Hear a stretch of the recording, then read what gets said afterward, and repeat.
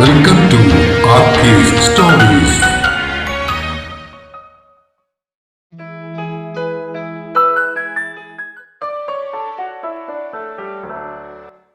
താളം ഭാഗം 76.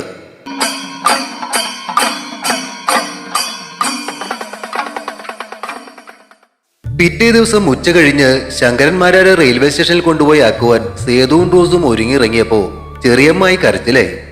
ശങ്കരന്മാരാർ ചെറിയമ്മായെ ചേർത്ത് പിടിച്ചു. എന്റെ കുഞ്ഞോളെ, നീ ഇങ്ങനെ കരയുന്നത് എന്തിനാ? ഒരു മാസം കഴിഞ്ഞാ ഞാൻ തിരികെ വരില്ലേ? എന്നാലും കുഞ്ഞേട്ട, ഓർക്കുമ്പോ ഒരു സങ്കടം.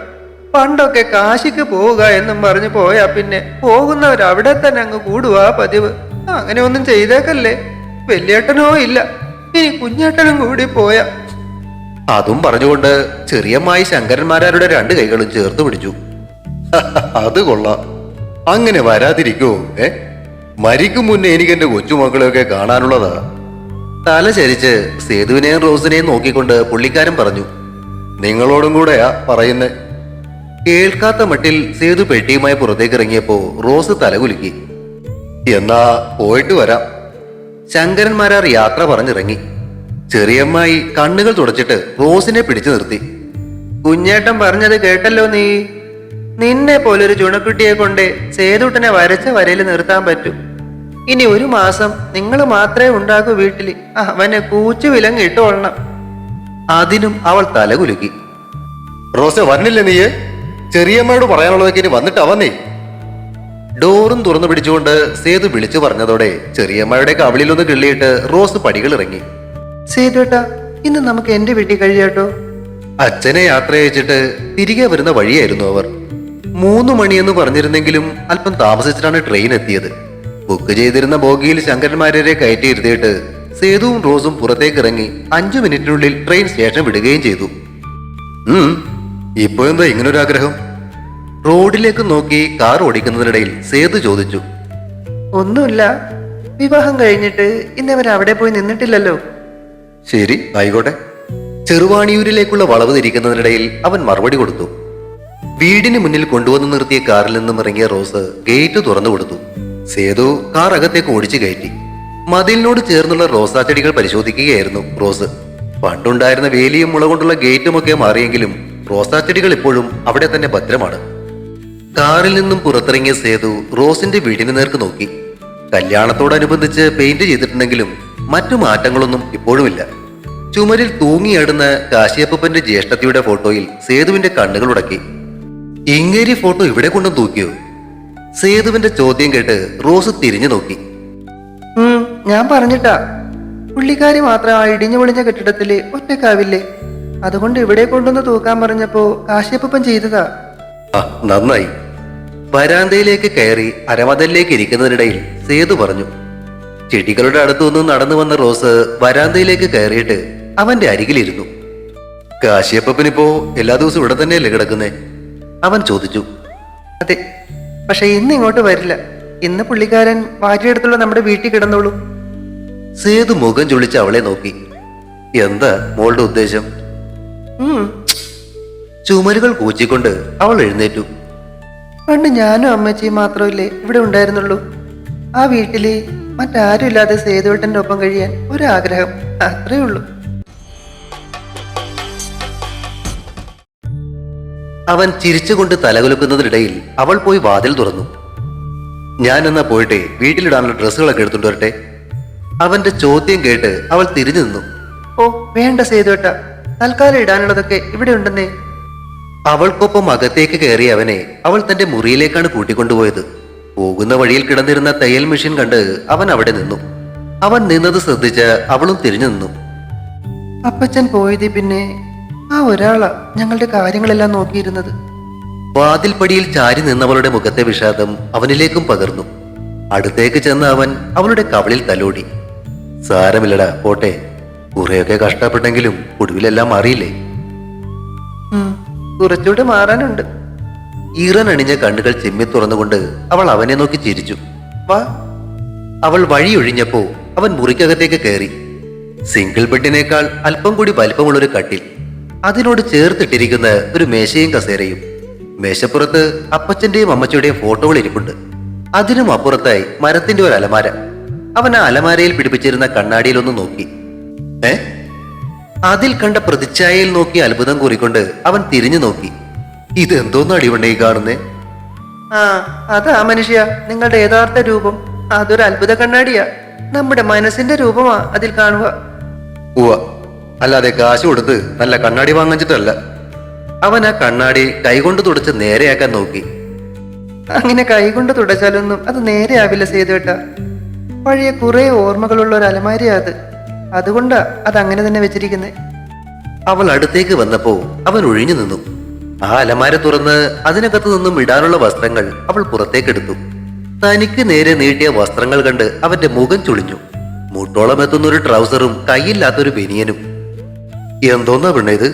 ഇതാണോ നീ പറഞ്ഞ തൽക്കാലം ഇടാനുള്ള ഡ്രസ്സുകള്? അതെ, നിങ്ങൾ കുറെ നാള് ബോംബെയിൽ ഉണ്ടായിരുന്നല്ലേ പറഞ്ഞ്. എന്നിട്ട് ഇതൊന്നും കണ്ടിട്ടില്ലേ? കണ്ടിട്ടൊക്കെ ഉണ്ട്. പക്ഷേ ഇതൊക്കെ ഇവിടെ ഇട്ടാലേ ആ മഴ പെയ്യുന്നു മദ്ദളം കൊട്ടുന്ന സിനിമയിൽ ജഗതി പറഞ്ഞതുപോലെ ആളുകൾ പറയും. എന്തോന്ന്? ഞങ്ങളും ഇതൊക്കെ ഇട്ടിട്ടുണ്ട്, പക്ഷെ അതിന്റെ മുകളില മുണ്ടുടുത്തേക്കുന്നതെന്ന്. പിന്നെ നാട്ടുകാരോട് പോവാൻ പറ. നമ്മുടെ വീട്, നമ്മുടെ പറമ്പ്, നമുക്ക് ഇഷ്ടമുള്ളതിടും. അതും പറഞ്ഞുകൊണ്ട് അവൾ കയ്യിലിരുന്ന് അവളുടെ വസ്ത്രമെടുത്ത് നിവർത്തിയതും സേതുവിന്റെ കണ്ണുകൾ തള്ളി.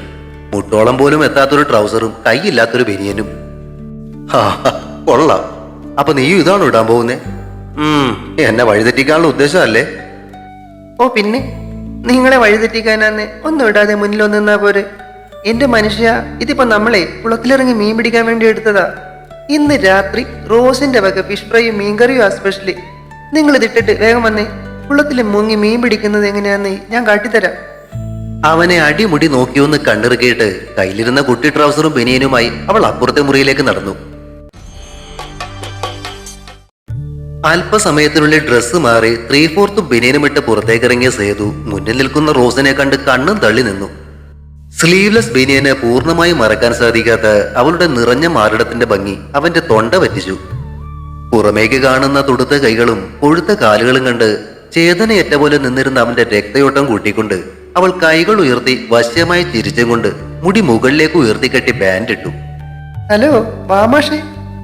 അവളുടെ ശബ്ദമാണ് അവനെ ആ മായാലോകത്തിൽ നിന്നും തിരികെ എത്തിച്ചത്. വെള്ളം ഇറക്കിക്കൊണ്ട് അവൻ തല കുലുക്കി. അവനെ നോക്കി ചിരിച്ചിട്ട് മുന്നിൽ കയറി നടന്നവളുടെ നിതംബത്തിന്റെ അസാധാരണമായ താളം കണ്ട് അവന്റെ നെറ്റി ചുളിഞ്ഞു. ഇവൾ ഇത് മനഃപൂർവ്വം എന്നിട്ട് വാട്ടാക്കാനുള്ള പുറപ്പാടാണല്ലോ. ഡേ, അവൻ വിളിച്ചത് കേട്ട് എളിക്ക് കൈകൾ കുത്തി അവൾ തിരിഞ്ഞു നിന്നു.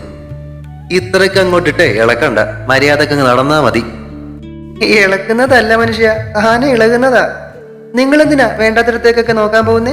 നേരെ നോക്കി നടക്ക്, ഇല്ല വല്ലയിടത്തും തട്ടി വീഴും. അവനെ പുച്ഛിച്ചിട്ട് തിരിഞ്ഞു നടന്നവരുടെ ഇളക്കം അല്പം കൂടി കൂടിയിരുന്നു. പുറത്തേക്കിറങ്ങിയ സേതു വീടിന്റെ ഗേറ്റ് താഴിട്ട് പൂട്ടിയേക്കുന്നത് കണ്ട് വീണ്ടും റോസിനെ പിടിച്ചു നിർത്തി. നീ എന്തിനാ ഈ ഗേറ്റൊക്കെ അങ്ങ് പൂട്ടിയേക്കുന്നേ? പിന്നെ എന്റെ ഈ കോലം നാട്ടുകാരെ മൊത്തം കാണിക്കണോ? ആരെങ്കിലും ഒക്കെ ഇടയ്ക്ക് കയറി വന്നേ ശല്യം ഉണ്ടാക്കാതിരിക്കാനാ പൂട്ടിയെ. അതും പറഞ്ഞിട്ട് അവൾ കുളക്കരയിലേക്ക് നടന്നു. ശല്യം ഉണ്ടാക്കാതിരിക്കാനോ? എന്ത് കാര്യത്തിന് ശല്യം ഉണ്ടാക്കാതിരിക്കാൻ? ആലോചിച്ചും കൊണ്ടവൻ കുളക്കരയിലേക്ക് ചെന്നപ്പോഴേക്കും റോസ് വെള്ളത്തിലേക്ക് ഇറങ്ങിക്കഴിഞ്ഞിരുന്നു. സേതുട്ടൻ നീന്താൻ അറിയാവോ? 8ാം ക്ലാസ്സിൽ പഠിക്കുമ്പോ തൊട്ടേ പുഴയിൽ നീന്തുന്നവനാ ഞാൻ.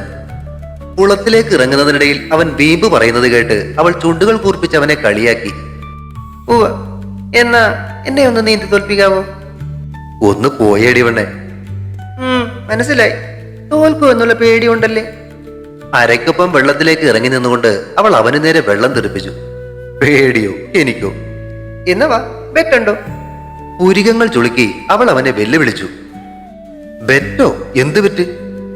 ഇവിടെ നിന്ന് നീന്തി അക്കരെ ചെന്ന് കരയിൽ തൊട്ടിട്ട് തിരിച്ച് ഇവിടെ ആദ്യം വരുന്ന ആള് ജയിക്കും. ഞാൻ ജയിക്കുവന്നേ ഞാൻ പറയുന്ന കാര്യം സേതുവട്ടം ചെയ്യണം. അഥവാ സേതുവട്ടം ജയിക്കുവന്നേ സേതുവട്ടം പറയുന്ന കാര്യം ഞാൻ ചെയ്യാം. ഒന്ന് പോയേ വേണ്ടേ? നീ ആ മീൻ പിടിക്കുന്നത് എങ്ങനെയാണെന്നൊന്ന് കാണിച്ചു തന്നെ. കുളത്തിൽ മുങ്ങി കൈകൾ കൊണ്ട് നീ മീൻ പിടിക്കുമെന്ന് വൃഷ്ടി പറഞ്ഞ് ഞാൻ കേട്ടിട്ടുണ്ട്. അതൊക്കെ കാട്ടിത്തരാം. തനിക്ക് മാത്രം കേൾക്കാൻ പാകത്തിൽ ബാക്കി കൂടി അവൾ പറഞ്ഞു. അത് മാത്രമല്ല, വേറെ പലതും കാട്ടിത്തരാൻ വേണ്ടിയല്ലേ മോനെ നിങ്ങളെ ഇങ്ങോട്ട് കൊണ്ടുവന്നേക്കുന്നേ. എന്തോന്നാ നീ പിറുപിറുക്കുന്നേ? അതോ അനങ്ങാതെ നിൽക്കാൻ പറഞ്ഞതാ. കുളം കലങ്ങിയാലേ വെള്ളത്തിൽ മുങ്ങുമ്പോ ഒന്നും കാണാൻ പറ്റില്ല. കയ്യിൽ മീനുള്ള ഭക്ഷണം വെച്ചിട്ട് കണ്ണുകൾ തുറന്നുകൊണ്ട് വേണം വെള്ളത്തിൽ മുങ്ങാൻ. അവൾ പറയുന്നത് കേട്ട് അവൻ തല കുലുക്കി. വാ, എന്നോടൊപ്പം മുങ്ങിയിട്ടേ കണ്ണുകൾ തുറന്നു പിടിച്ചോ. ട്രൗസറിന്റെ പോക്കറ്റിൽ നിന്നും മീനിന്റെ ഭക്ഷണമെടുത്ത് കയ്യിലേക്ക് പിടിച്ചുകൊണ്ട് അവൾ കുളത്തിലേക്ക് മുങ്ങി. അവൾക്ക് പുറകെ കണ്ണുകൾ തുറന്നു വെച്ചുകൊണ്ട് മുങ്ങിയെങ്കിലും അല്പനേരത്തേക്ക് സേതുവിന് യാതൊന്നും കാണാൻ സാധിച്ചില്ല. ക്രമേണ വെള്ളത്തിനടിയിലെ മങ്ങിയ കാഴ്ചയുമായി അവന്റെ കണ്ണുകൾ പൊരുത്തപ്പെട്ടു. തൊട്ടുമുന്നിൽ റോസ് കൈകൾ നീട്ടിപ്പിടിച്ചു നിൽക്കുന്നത് അവൻ കണ്ടു. അവളുടെ തുറന്ന കൈകളിലേക്ക് സാമാന്യം വലിപ്പമുള്ള തിലോപ്പികൾ ഭക്ഷണത്തിനായി തിരക്ക് കൂട്ടുന്നതും ചെറിയൊരു മങ്ങലോടെ അവന് കാണാൻ സാധിച്ചു. കണ്ണടച്ചു തുറക്കുന്ന വേഗത്തിലാണ് ആ മീനുകളിൽ ഒന്നിനെ അവൾ കൈകൾ കൊണ്ടുപിടിച്ച് മുകളിലേക്ക് ഉയർന്ന് കരയിലേക്ക് വലിച്ചെറിഞ്ഞത്. അവൾക്ക് പിന്നാലെ വെള്ളത്തിന് മുകളിലേക്ക് ഉയർന്ന സേതു കരയിലേക്ക് നോക്കി. വെള്ളത്തിൽ വെച്ച് കണ്ടതിലും വലിപ്പമുണ്ടായിരുന്നു കരയിൽ കിടന്ന് പിടക്കുന്ന ആ മീനിന്. അതിനെ പിടിക്കാനായി അവൻ കരയിലേക്ക് കയറിയപ്പോ റോസ് വീണ്ടും കുളത്തിലേക്ക് മുങ്ങി. കരയിൽ കിടന്നിരുന്ന മീനിനെ പിടിച്ച് അവിടെ ഉണ്ടായിരുന്ന ബക്കറ്റിലേക്ക് ഇടുമ്പോഴേക്കും മറ്റൊന്നുകൂടി അവന്റെ കാലിനടുത്തേക്ക് വന്ന് വീണു. അതിനെയും ബക്കറ്റിലേക്ക് പിടിച്ചിട്ടിട്ട് അവൻ കുളത്തിലേക്ക് നോക്കി. അരക്കൊപ്പം വെള്ളത്തിൽ നനഞ്ഞു കുളിച്ചു നിൽക്കുന്നവളുടെ ആകാരഭംഗി അവന്റെ കണ്ണുകളെ വഴിതെറ്റിച്ചു. അടിവസ്ത്രമില്ലാതെ നനഞ്ഞൊട്ടിക്കിടക്കുന്ന ബനിയന് കീഴിൽ അവളുടെ മാറിന്റെ മുഴുപ്പും നടുവിലെ കറുപ്പുമൊക്കെ വ്യക്തമായി തിരിച്ചറിഞ്ഞ അവൻ കണ്ണുകൾക്കൊപ്പം വഴിതെറ്റാൻ തുടങ്ങുന്ന മനസ്സിനെ ശാസിച്ച് നിയന്ത്രിക്കാൻ ശ്രമിച്ചു. ഏയ് വായിങ്ങ, എങ്ങനെയാ മീനിനെ പിടിക്കുന്നതെന്ന് ഞാൻ പഠിപ്പിക്കാം. വേണ്ട. കുളത്തിലേക്ക് ഇറങ്ങിയാൽ മീനിന് പകരം വേറെ എന്തിനെങ്കിലുമൊക്കെ കയറി പിടിക്കുമോ എന്നൊരാശങ്കയുള്ളതുപോലെ അവൻ കരയിൽ നിന്നും വിലങ്ങനെ തലയാട്ടി. വാ മനുഷ്യ. കൈകൾ ഉയർത്തി അവൾ അവന് നേരെ വെള്ളം തെറിപ്പിച്ചു. കുളത്തിലെ ഓളങ്ങൾക്കൊപ്പം ഇളകിയ മാറിടങ്ങൾ വീണ്ടും അവനെ പ്രലോഭിപ്പിച്ചു. വൈകുന്നേരത്തെ ഇളം വെയിലിൽ അവളുടെ ശരീരത്തിൽ തങ്ങി നിന്നിരുന്ന വെള്ളത്തുള്ളികൾ തിളങ്ങി. വെള്ളത്തിലേക്ക് ഇറങ്ങിച്ചെന്ന് അവന്റെ കൈകളിൽ പിടിച്ച് തന്നോട് ചേർത്ത് നിർത്തിക്കൊണ്ട് അവൾ കയ്യിലിരുന്ന മീനിന്റെ ഭക്ഷണം അവന്റെ കയ്യിലേക്ക് വെച്ചു കൊടുത്തു. അതോടൊപ്പം പിന്നിൽ നിന്നും അവനെ വട്ടം പിടിച്ചുകൊണ്ട് അവൾ വെള്ളത്തിലേക്ക് മുങ്ങി. ശരീരത്തിൽ അമർന്നൊരുമുന്ന അവളുടെ മാറിടങ്ങൾ വെള്ളത്തിന്റെ തണുപ്പിനെ തോൽപ്പിച്ചും കൊണ്ട് അവന്റെ ശരീരത്തെ ചൂടുപിടിപ്പിച്ചു. വെള്ളത്തിനടിയിൽ വെച്ച് അവൾ അവന്റെ കൈകൾ വിടർത്തി. കയ്യിലിരുന്ന ഭക്ഷണം കൊത്തിയെടുക്കാൻ മീനുകൾ കൂട്ടമായി എത്തി. പുറകിൽ ചേർന്ന് നിന്നും കൊണ്ട് അവൾ അവന്റെ കൈകളിൽ പിടിച്ചു. രണ്ട് കൈകൾ കൊണ്ടും ഇരുവശത്തു നിന്നും മീനിനെ അമർത്തിപ്പിടിച്ച് മുകളിലേക്ക് വലിച്ചെറിയുന്നത് എങ്ങനെയാണെന്ന് അവൾ അവന് കാണിച്ചു കൊടുക്കുമ്പോൾ അതെല്ലാം അവനൊരു പാവയെ പോലെ അനുസരിക്കുക മാത്രമാണ് ചെയ്തത്. മുകളിലേക്ക് ഉയർന്ന് ശ്വാസം എടുത്തിട്ട് അവൾ ചോദിച്ചു, പഠിച്ചോ? വഴിതെറ്റിയ നോട്ടം വീണ്ടും അവളുടെ അങ്കലാവണ്യം കോരി കുടിക്കുമ്പോൾ സ്വയം മറന്നു നിന്നുകൊണ്ട് അവൻ തലകുലുക്കി. അവന്റെ നോട്ടം എങ്ങോട്ടേക്കാണെന്ന് മനസ്സിലാക്കിയ അവൾ വീണ്ടും അവന്റെ ബനീനിൽ പിടിച്ച് തന്നിലേക്ക് അവനെ വലിച്ചു ചേർത്തു. ബോധം നഷ്ടപ്പെട്ടവനെ പോലെ നിന്ന് അവന്റെ മുഖം ഇരുകൈകൾ കൊണ്ടും താഴ്ത്തിയിട്ട് അവൾ അവന്റെ ചുണ്ടുകളിൽ മെല്ലെ ചുണ്ടമർത്തി. ഒരു പൂവിതൾ തന്റെ ചുണ്ടിൽ ഉരസ് നീങ്ങിയതുപോലെ തോന്നിയ സേതു കണ്ണുകൾ പിടപ്പിച്ചു നോക്കുമ്പോഴേക്കും റോസ് കരയിലേക്ക് കയറിയിരുന്നു. വെള്ളത്തുള്ളികൾ ഒഴുകുന്ന ശരീരവുമായി കരയിലേക്ക് കയറിയ അവൾ അവനെ നോക്കി കണ്ണുകൾ ചിമ്മി ചിരിച്ചു. പകരമൊരു ചിരി അവന്റെ ചുണ്ടുകളിൽ വിരിയുമ്പോഴേക്കും അവൾ ആ മീനുകളെയും കൊണ്ട് വീടിന്റെ പിൻവശത്തേക്ക് നടന്നിരുന്നു. തുടരും. താളം അടുത്ത ഭാഗം ഉടൻ പ്രതീക്ഷിക്കുക. സബ്സ്ക്രൈബ് ചെയ്യാത്തവരുണ്ടെങ്കിൽ ദയവായി സബ്സ്ക്രൈബ് ചെയ്ത് സപ്പോർട്ട് ചെയ്യണേ. കഥയ്ക്ക് അഭിപ്രായങ്ങളും ലൈക്കുകളും ഹൈപ്പും ഒക്കെ നൽകുന്നതിനോടൊപ്പം തന്നെ കഥയുടെ ലിങ്ക് കഴിയുന്നവർക്കൊക്കെ ഒന്ന് ഷെയർ ചെയ്തുകൂടി കൊടുത്തേക്കണേ. Thank U.